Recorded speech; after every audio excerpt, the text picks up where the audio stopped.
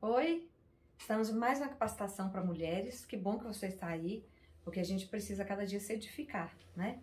E o nosso tema é muito interessante, nós somos pessoas santificadas para servir. E especificamente nessa capacitação, estamos tratando de como servir sem preconceito, sem racismo, mas sem fugir à fidelidade do Evangelho. E eu quero usar dois textos bíblicos que para mim são extremamente inspiradores. Você já deve até ter me ouvido falar sobre ele, mas ele é muito essencial para a compreensão desse tipo de serviço, que é Mateus capítulo 6, versículos 25, 22 e 23. São os olhos a lâmpada do corpo. Se os seus olhos forem bons, todo o teu corpo será bom. Se, porém, os teus olhos forem maus, todo o teu corpo estará em trevas. Portanto, caso a luz que há em ti sejam trevas, que grandes trevas terão. E complemento com Coríntios, Paulo falando aos Coríntios que a palavra da cruz é loucura para os que se perdem, mas para nós que somos salvos, poder de Deus. E ele continua: onde está o sábio, onde o escriba, onde o inquiridor deste século? Porventura não tornou Deus louca a sabedoria do mundo?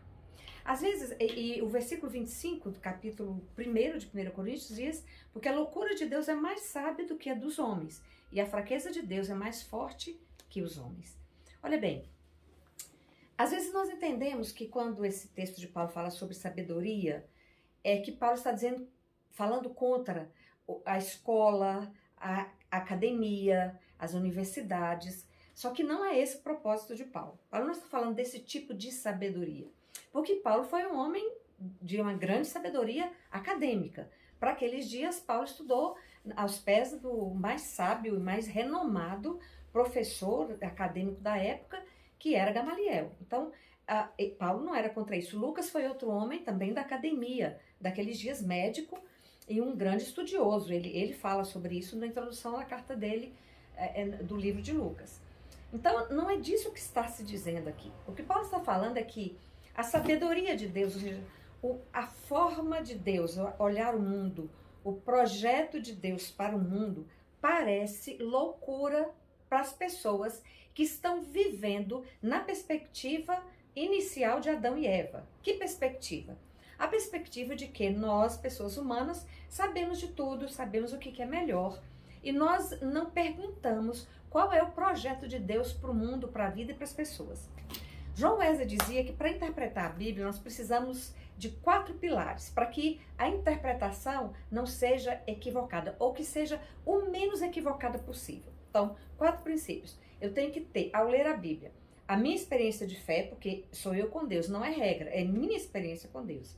Eu preciso saber da tradição cristã, tudo aquilo que veio dos ensinamentos desde os pais da fé, desde os discípulos que conviveram com Jesus, e antes dele a tradição da igreja cristã.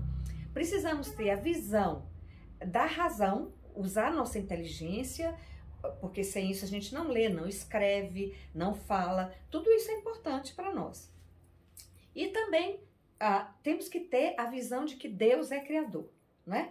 Nós cremos, o primeiro livro da Bíblia fala Deus é criador, e nós cremos nisso e professamos isso. Pois bem, significa que sabedoria de Deus implica em que você veja o mundo a partir dessas verdades bíblicas, desses fundamentos, e a partir da criação. Deus criou todo o universo, todo o mundo, mas quando nós falamos disso, nós estamos dizendo que Deus criou todas as etnias existentes na Terra.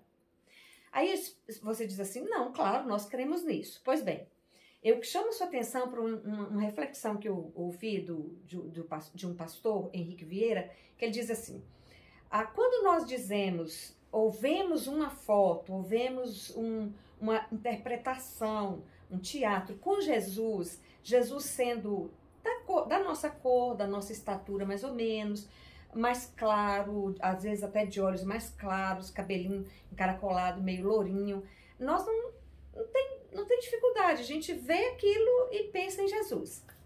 Mas se nós analisamos ou vemos um quadro ou um teatro em que Jesus é negro, a gente primeiro se choca. Mas por que Jesus seria negro? O que a gente não pergunta para a pessoa que não é negra. Por exemplo, Ou então se nós víssemos um Jesus com os olhos de asiáticos, a gente olharia, mas por quê? Jesus não é assim. Isso é dessa sabedoria que Paulo está dizendo. Se nós estamos falando que o mundo foi criado por Deus, nós estamos dizendo que Deus criou todas as etnias. Mas por que às vezes nós aceitamos umas com mais facilidade do que aceitamos outras? Por aquilo que Jesus falou em Mateus capítulo 6. Se a luz que há em nós for treva, serão grandes as trevas. E aqui é muito essa dicotomia entre luz e trevas, não é? Esse posicionamento de Jesus antitético, por exemplo, se é luz, como é que pode ser treva? Mas Jesus diz que pode, que a gente pode ter uma luz em nós que sejam trevas, e que se elas estiverem em nós, todo o nosso corpo será mau. Por quê? Porque essa luz que há em nós, sendo trevas, irradia trevas. Ou seja, nós passamos a ver o mundo, a analisar o mundo a partir dessas trevas que estão em nós. E que trevas seriam essas? São essas trevas que chegam até nós, são antíteses da palavra de Deus, antíteses do saber de Deus. O racismo, por exemplo, exemplifica muito bem isso. Ou a questão de ser homem ou de ser mulher, que é a questão de gênero, não é? De que um é mais importante do que o outro, e que a gente vê com naturalidade mulheres ocupando um lugar, desde que não sejam lugares de liderança, por exemplo.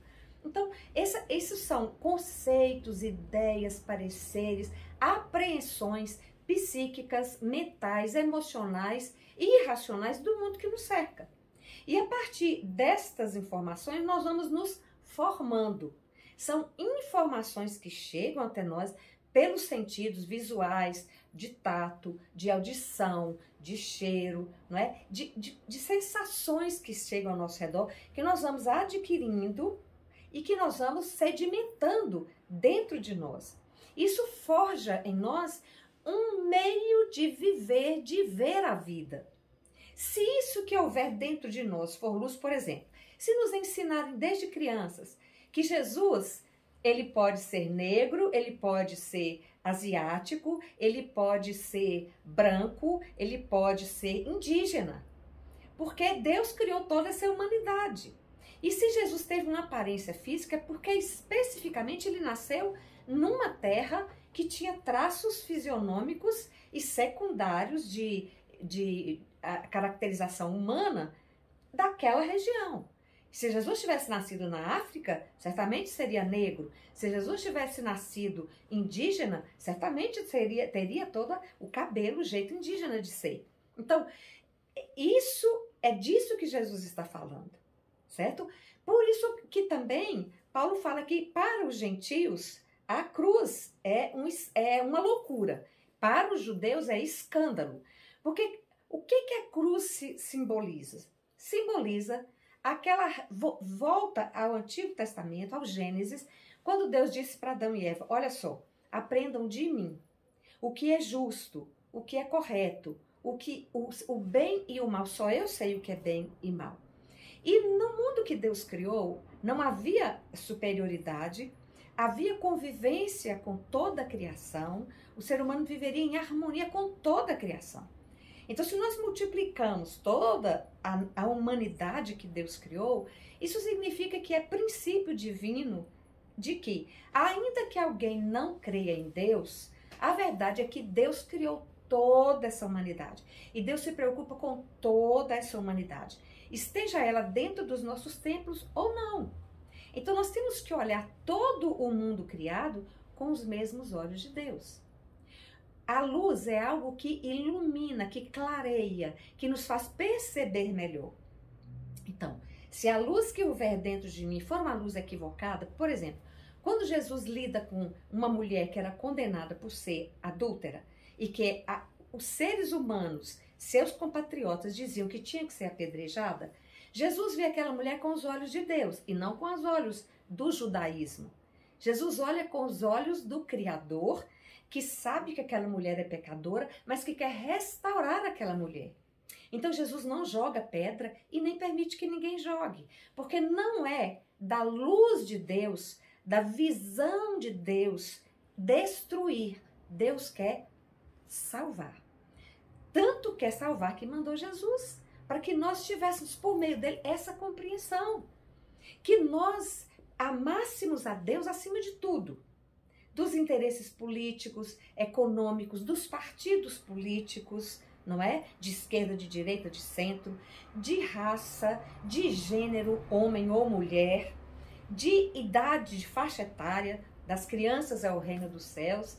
O profeta Joel disse que quando o Espírito viesse, a gente vê a linguagem inclusiva na Bíblia, isso eu tenho aprendido com o meu pastor aqui, de Juiz de Fora, é a primeira vez que a Bíblia usa a linguagem inclusiva. Ele disse, os jovens sonharão, os idosos terão visões, as vossas filhas e vossos filhos sonharão.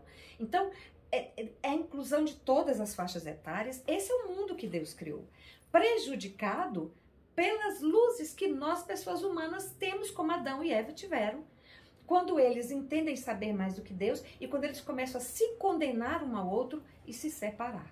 Então aí está um grande equívoco e o que nos leva a ter os preconceitos, ou seja, os conceitos que nós temos antes de conhecer de fato. Então, se nós formos conhecer de fato todas as pessoas, todas as tendências pessoais, todas as etnias, todas que a gente às vezes chama de raça, não é? A pessoa negra, branca, loura, alta, baixa, seja como for. Então, se nós formos olhar toda a criação a partir dos olhos de Deus, nós vamos ter uma compreensão clara. Deus ama a este mundo e Jesus morreu por ele. Então, nós não vamos nos deixar dividir e separar por ideias. Nós vamos, apesar das ideias, apesar da luz que há em mim, que ela seja diferente da sua, nós vamos tentar ver a luz verdadeira que é a de Deus e assim nós conseguiremos nos entender, mesmo que não haja linguagem, não é? A Bíblia fala que a natureza, nela não há linguagem nem há palavras, mas quando a gente ouve a natureza, é como se ouvisse a voz de Deus. Ou seja, se a gente olha a natureza percebendo que por trás dela tem um Criador, tem alguém poderoso que fez cada detalhe, o verde claro, o verde escuro, a árvore grande, os arbustozinhos, as florzinhas pequenas, as flores grandes. Esse Deus que é o Deus que diversificou a criação, é o mesmo Deus que nos convida a olhar para essa criação e amá-la antes de condená-la. Então, o que nos leva a servir sem preconceitos, a servir sem, não só as pessoas que estão juntas de nós, porque isso nem é serviço, né? Mas servir como Jesus serviu, é exatamente ter em nós a luz que desce do céu. Aquele que ama tanto, com tanta intensidade, que não permite que ideias afastem, que doenças afastem, que considerações de pessoas impuras nos afastem umas das outras, mas que a gente se aproxime sempre pensando que podemos restaurar aquela imagem primeira. E isso só acontece do jeito que Jesus fez, é vindo e convivendo, é estando junto, é se aproximando, sabe?